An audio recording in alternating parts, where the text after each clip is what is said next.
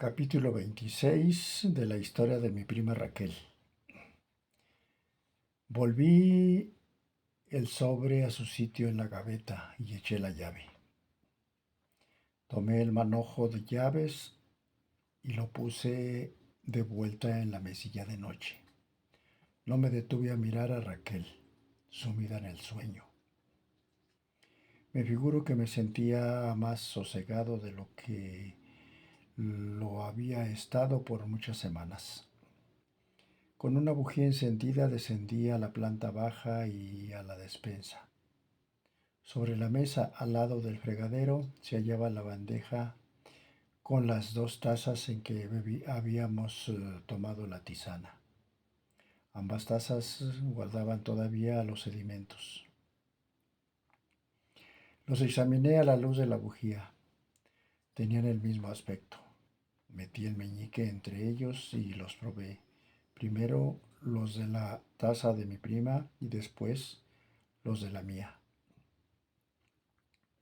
¿Había entre ellos alguna diferencia? Era difícil decirlo. Quizá los de mi taza fueron un poco más densos, mas no podría jurarlo. Subí otra vez a mi habitación. Me desnudé y me metí en la cama. Tendido en el lecho, en las tinieblas, no abrigaba sufrimiento alguno de cólera o de miedo, solo de piedad. Veía en Raquel a una criatura que no era responsable de sus actos,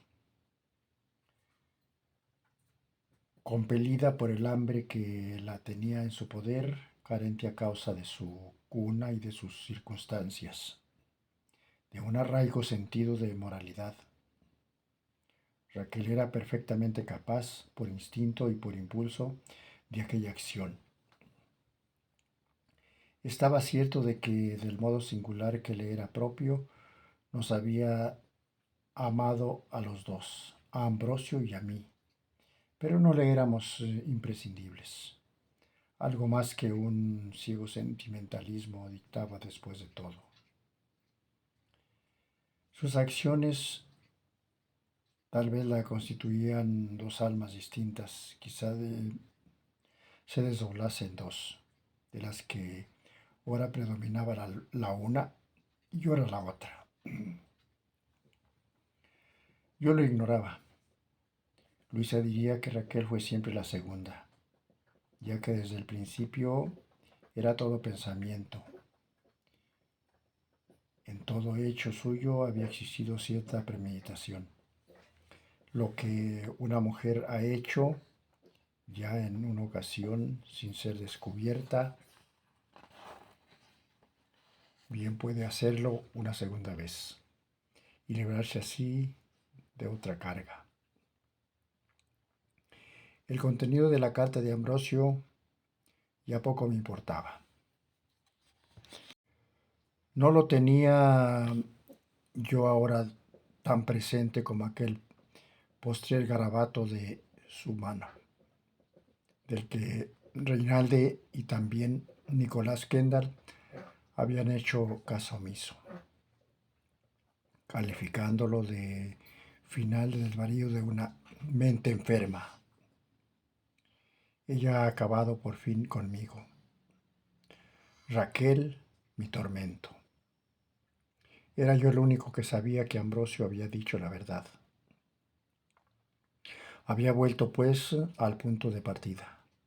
Me veía de regreso en el puente del Arno, donde me había hecho un juramento. Tal vez después de todo,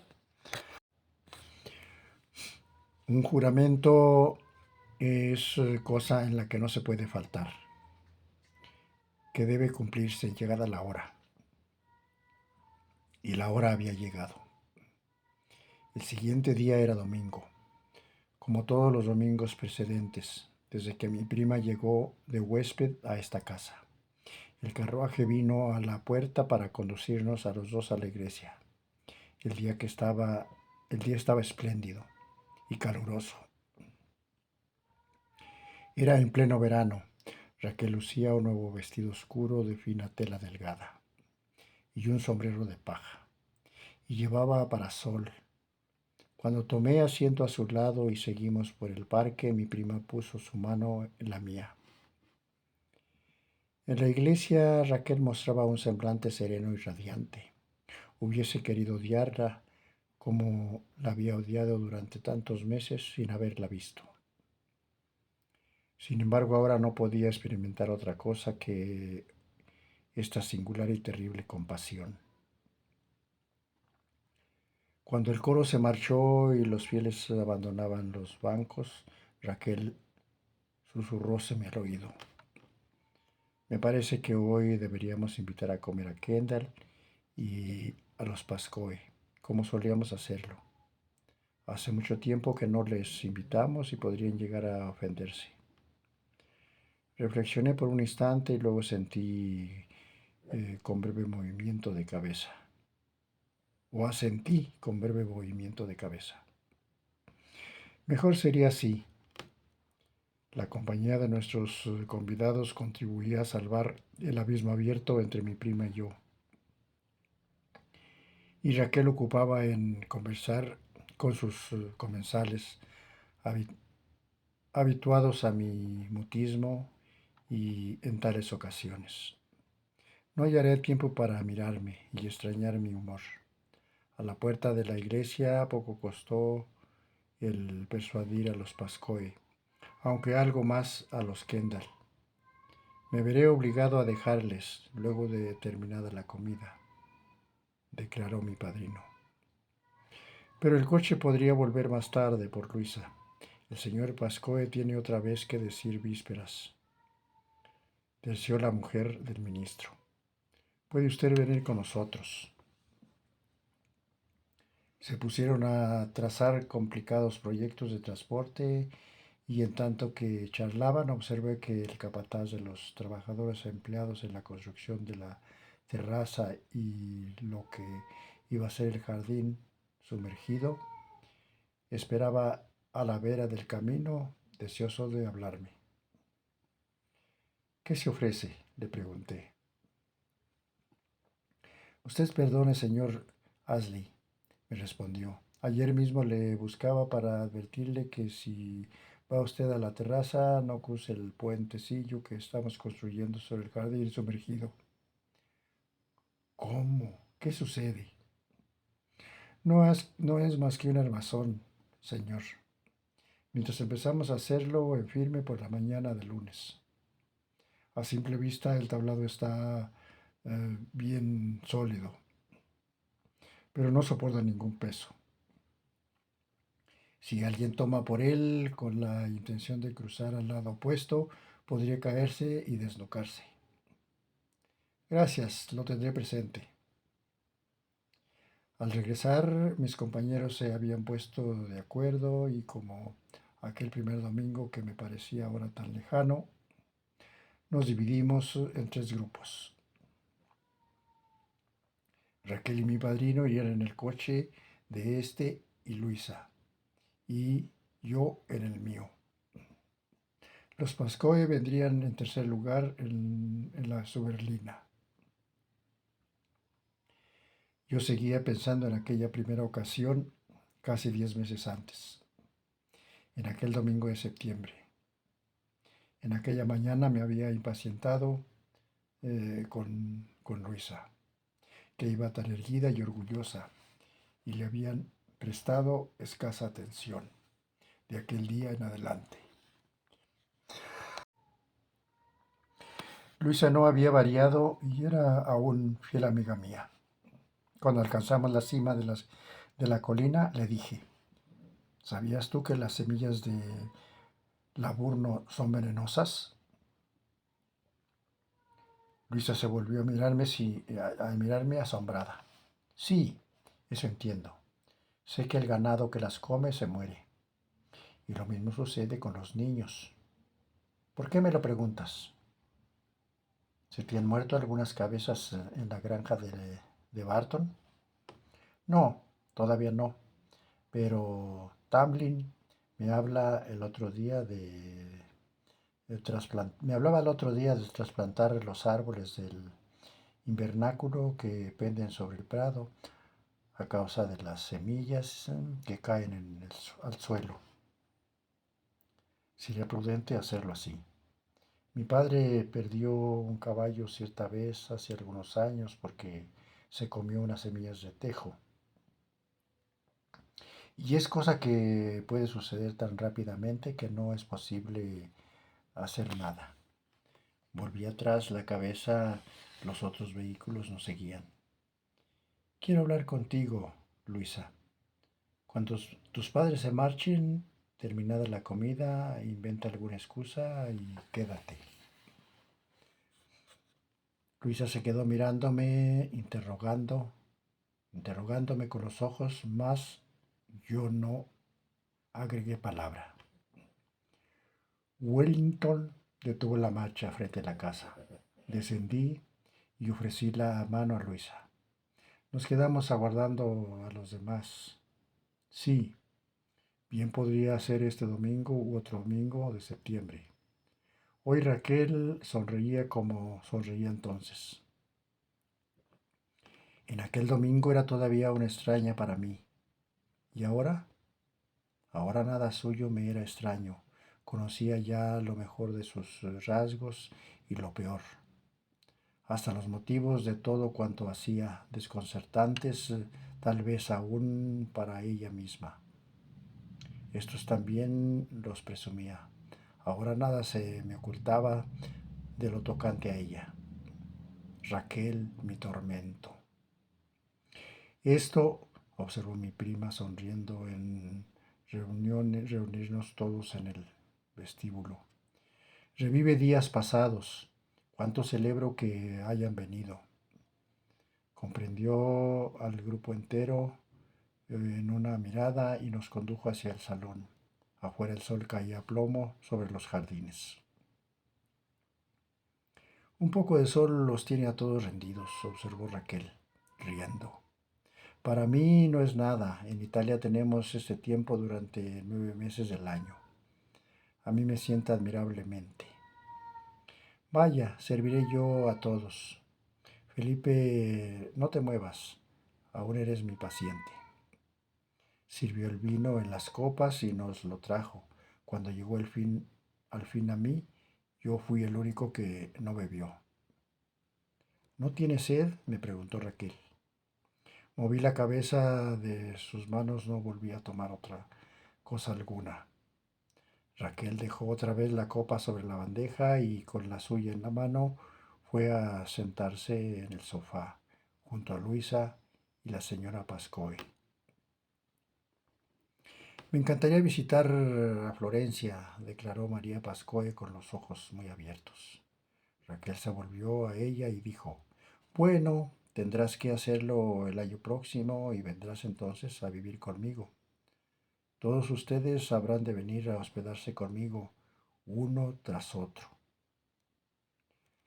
Nos hallamos al instante en un torbellino de exclamaciones, preguntas y manifestaciones de pesar. ¿Debía irse pronto? ¿Cuándo regresaría? Raquel respondía con un movimiento de cabeza. Me marcharé de repente, contestó luego, y de repente volveré. Obro siempre impulsivamente y no me limito al calendario. Observé que mi padrino me miraba con el rabillo del ojo y que luego bajaba la mirada a sus pies. Bien podía imaginarme la idea que le cruzaba por el pensamiento. Una vez que su prima se haya ido, Felipe volverá a ser el mismo. Transcurría la tarde, nos sentamos a la mesa a las 4. Una vez más me veía instalado a la cabecera de la mesa y Raquel se hallaba al extremo opuesto con mi padrino y el ministro a la derecha e izquierda de ella. De nuevo se hablaba y se reía, incluso se decían versos. Yo guardaba silencio. Mi padrino dio fin a una historieta que estaba contando a Raquel. Hubo una pausa y se hizo silencio. Adiestrado a todos los movimientos, mi prima observaba sus ojos. Estos se volvieron hacia la señora Pascoe y hacia mí luego. ¿Quieren ustedes que pasemos al jardín?, preguntó Raquel. Nos levantamos todos del asiento y el pastor, echando mano de su reloj, suspiró y dijo: Aunque mucho lo lamento, tengo que marcharme. Y yo también, declaró mi padrino. Un hermano mío se halla enfermo en Luxulán. Luxullán. Prometí ir a verle, pero Luisa podría quedarse. Tendrán tiempo de tomar el té, sin duda, suplicó Raquel. Mas al parecer era más tarde de lo que suponían, y al fin, con cierto alboroto, Nicolás Kendall y los Pascoe se fueron en la berlina. Solo Luisa se quedó. Ya que no somos más que nosotros tres, propuso mi prima, procedamos sin ceremonias y vamos al tocador. Y sonriendo a Luisa, echó por delante escaleras arriba. Haremos beber a Luisa mi tisana, decía Raquel por encima del hombro. Le enseñaré el método que empleo para prepararla. Cuando su papá sufra de insomnio, si acaso los padece, este es el remedio indicado. Entramos los tres en el tocador y tomamos asiento. Luisa en la banqueta, yo al lado de la ventana abierta. Raquel atareábase con sus preparativos. El sistema inglés, comentó Raquel. Si es posible que haya un sistema inglés, lo que dudo mucho. Consiste en tomar cebada descascarada. Yo traje de Florencia mis propias hierbas secas. Si le agrada el gusto, le dejaré algunas cuando me vaya. Bueno, tome usted su taza. Alargó la taza a Luisa, que ocupaba la banqueta. Me trajo luego la mía hasta el sitio en que me hallaba, en el alféizar de la ventana. Yo moví la cabeza negativamente. ¿No quieres tisana, Felipe? Pero si te cae bien y te incita a dormir. Nunca antes te has negado a tomarla. Tómatela tú en mi lugar. Raquel se encogió de hombros. La mía ya está servida. Me gusta dejarla reposar un buen rato. Esta ya no servirá. Qué lástima. Se inclinó por encima de mí y la arrojó por la ventana. Al echarse atrás, apoyó la mano sobre mi hombro. Emanaba de su persona la fragancia que me era familiar. No era un perfume, sino la esencia de su propio ser, del tejido mismo de su piel. ¿No te sientes bien?, murmuró de modo que Luisa no pudiese oírla. Si fuese dable abolir cuanto se ha aprendido, abolir todo sentimiento, en ese instante le habría rogado que se quedase. Así, con la mano apoyada en mi hombro, pensaría que no existía una carta hecha a pedazos ni un paquete oculto bajo la llave en una gaveta, ni maldad alguna, ni doblez posible. Llevó la mano de mi hombro hasta mi barbilla, dejándola allí por un momento en fugitiva caricia. Me murió, muchachito, me dijo. Charló por unos momentos con Luisa y luego, dejando su propia taza en la bandeja, observó. Y ahora que has refrescado, ¿quién está dispuesto a pasear conmigo? Lancé una mirada a Luisa, quien, viéndome, guardaba silencio. Le prometí a Luisa enseñarle un viejo plano de la finca de Pilín que hallé hace unos días, tercié yo. Los límites señalados en él indican que la vieja fortaleza de la colina formaba parte de ella. Muy bien, llévatela al salón, o quedaos ambos aquí como gustéis. Yo iré sola a dar un paseo.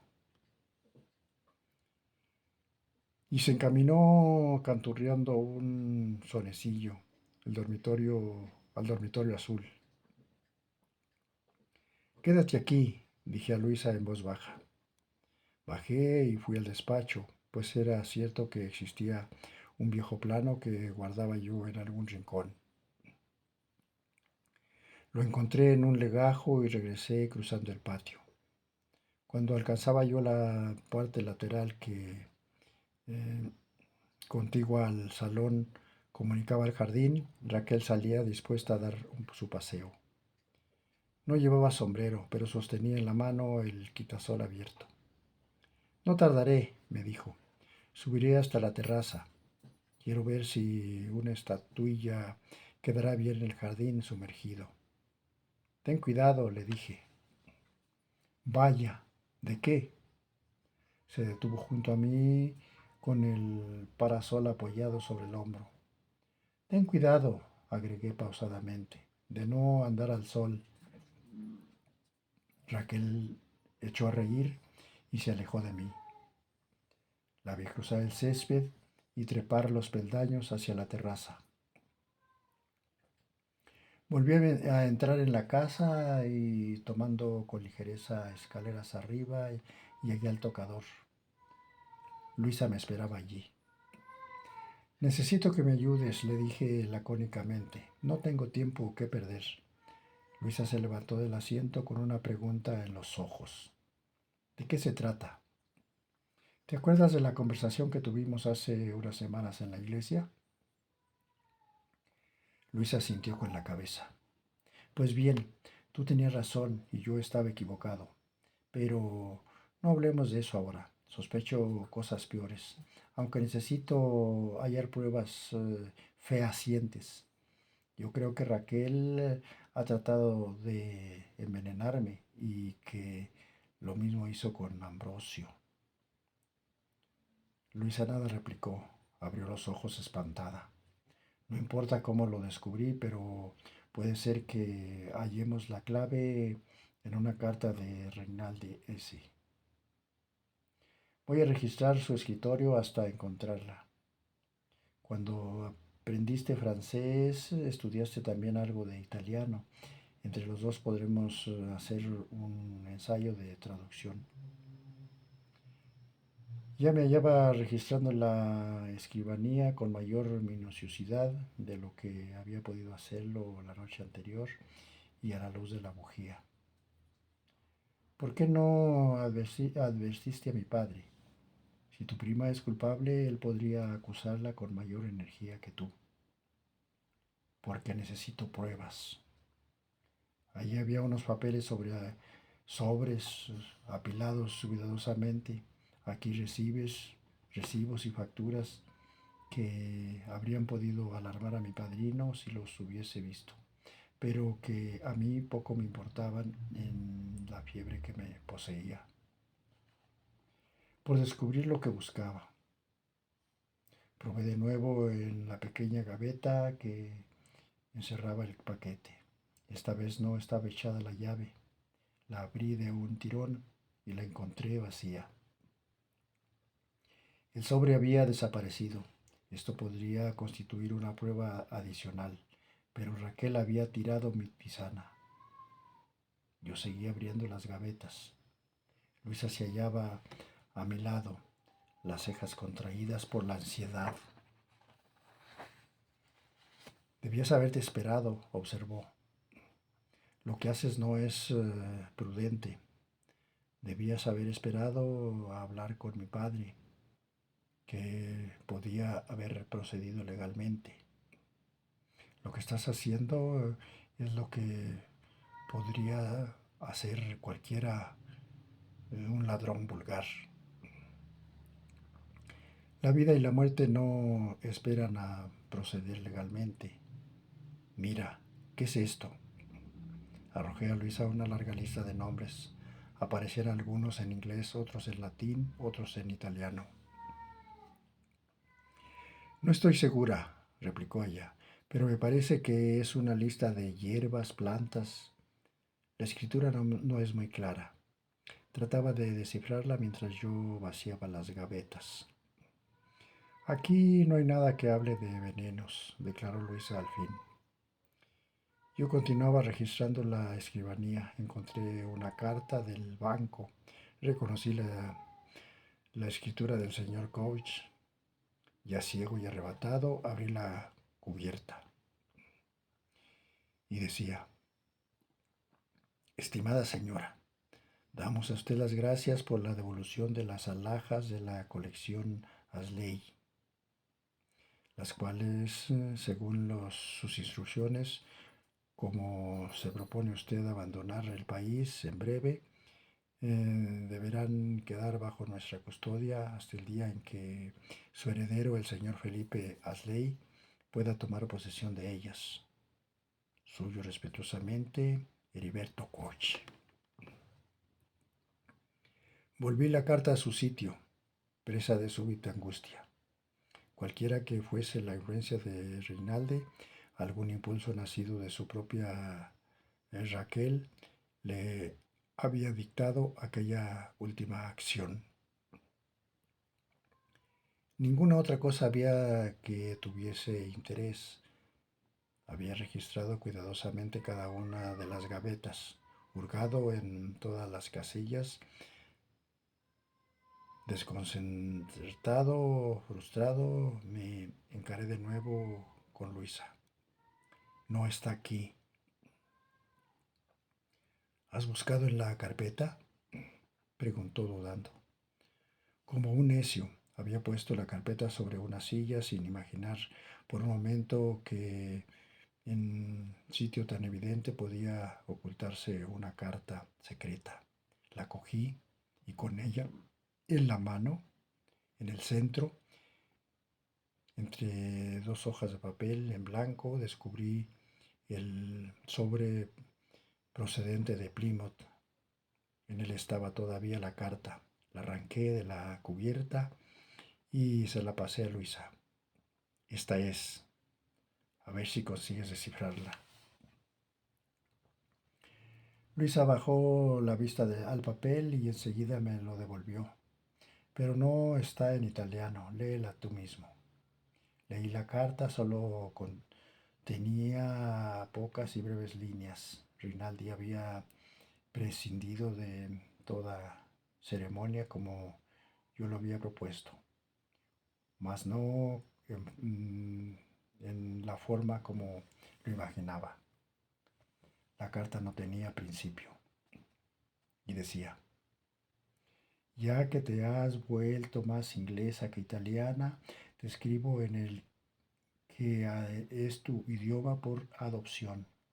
Dentro de unas horas levaremos anclas. Haré en Florencia cuanto me pides y tal vez algo más, aunque no estoy seguro de que lo merezcas.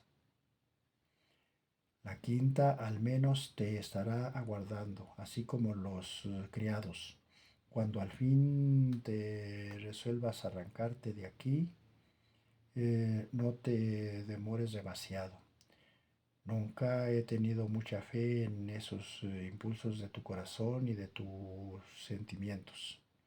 Si a la postre no puedes decidirte a abandonar a ese muchacho, entonces tráetelo contigo. Te advierto, sin embargo, que lo harías contra mi mejor opinión. Cuídate bien y tenme por tu amigo. Sin más, Reinaldi. La leí una vez y luego una segunda y se la di a Luisa. ¿Has encontrado en ella la prueba de que querías? Me preguntó. No, nunca se hallará prueba alguna. Ahora no, jamás. Si no existen pruebas, No puedes condenarla. Tal vez sea inocente, tal vez sea culpable. Nada puedes tú hacer. Salgamos de esta pieza y bajemos al salón. Ahora quisiera no haberme entrometido en los asuntos de tu prima. Yo estaba de pie a la ventana abierta del tocador con la mirada fija en el jardín. ¿Está ella allí?, inquirió Luisa. No, lleva ya casi media hora de haber salido y no vuelve todavía. Luisa cruzó la habitación y se detuvo a mi lado, me miró a la cara. ¿Por qué se te oye la voz tan rara?, me preguntó. ¿Por qué tienes los ojos fijos en los peldaños que conducen a la terraza? ¿Ocurre algo? La aparté y me dirigí a la puerta. ¿Ya conoces la cuerda de la campana que está en el rellano al pie del campanario? La que emplea al mediodía para llamar a los jornaleros a comer. Exclamé. Ve y tira de ella con todas tus fuerzas. Luisa me miró perpleja. ¿Con qué objeto? Porque hoy es domingo y todo el mundo está afuera o se halla durmiendo o perdido por ahí. O tal vez me haga falta ayuda.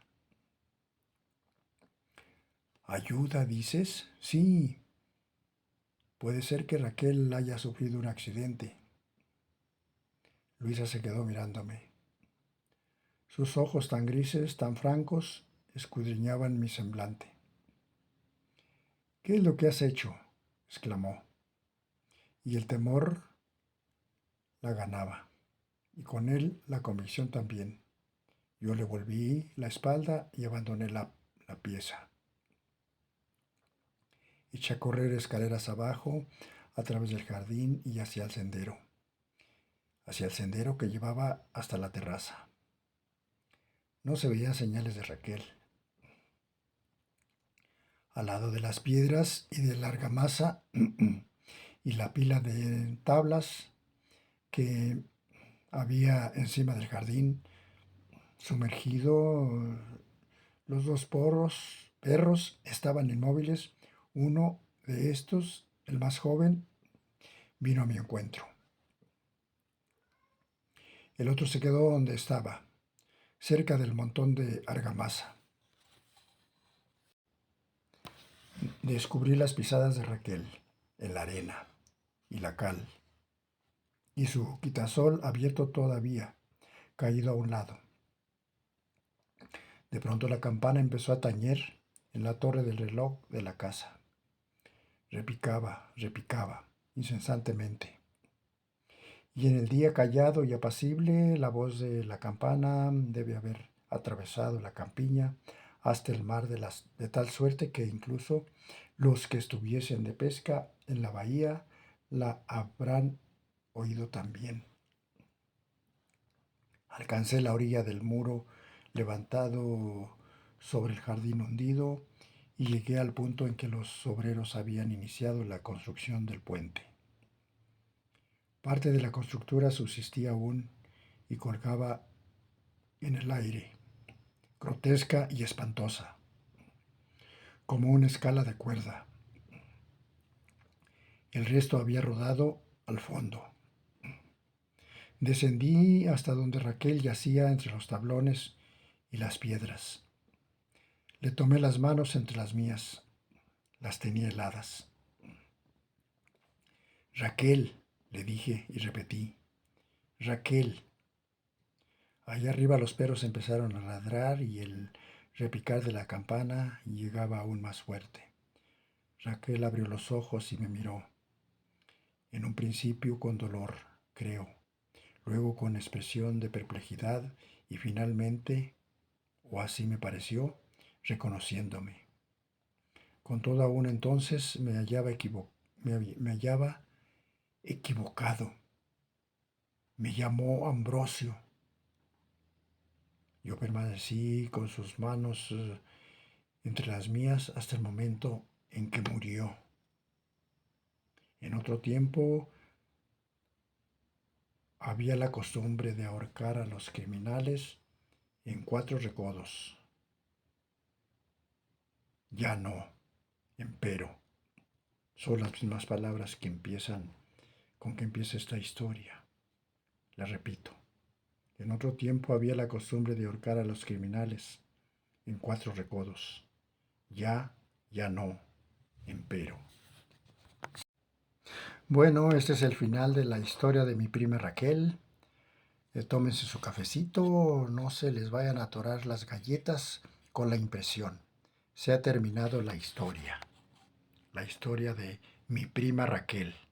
Ella ha muerto.